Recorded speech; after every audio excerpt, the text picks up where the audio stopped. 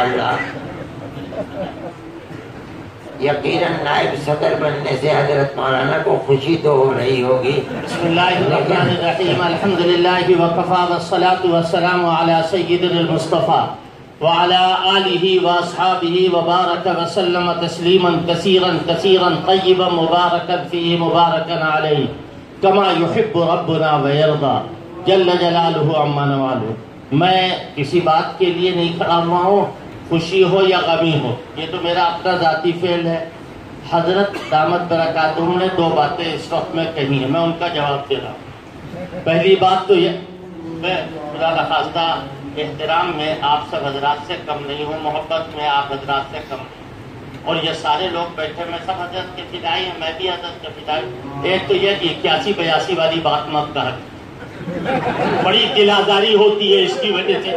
آپ کا ایک وجود آپ کا نہیں ہے، پوری جماعت کا وجود ہے.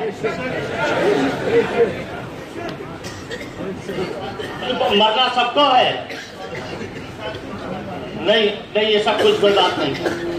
یہ حضرت باقاعدہ ہمت والے ہیں، جرأت والے ہیں، اور سب جگہ سفر کرتے ہو، انشاءاللہ سب جگہ سفر کریں گے.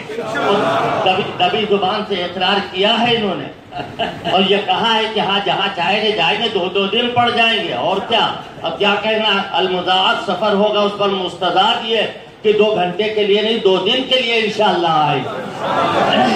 موجودہ صورتحال میں کسی نائب صدر کی ضرورت نہیں، یہ حضرت کا تفضل ہے. میں نے بھی جنرل سیکریٹری بنتے وقت بھی یہ بات کہی تھی، میرے اپنے مسائل، میری اپنی دقتیں ہیں، دشواریاں ہیں. اس وقت حضرت کے کہنے پہ چپ ہو گیا، اس وقت حضرت نے آپ سب کو اپنا شریک کر لیا اور شریک کر کے یہ بات کہی ہے. اور یہ حقیقت ہے، یہ صرف حضرت کا تفضل. نہ جنرل سیکریٹری کے زمانے میں میں نے کوئی کام کیا، اور نہ نائب صدر ہونے کے زمانے میں کوئی کام کروں گا ابھی تک. حضرت کرا رہے، حضرت کا تفضل ہے یہ.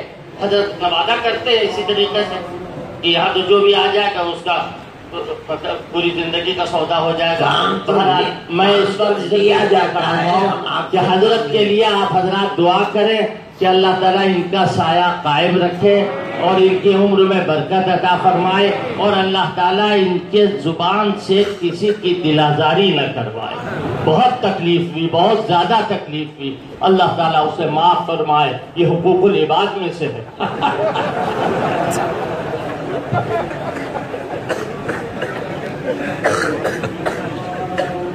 اب آج کا جو اس وقت کا اجلاس ہے وہ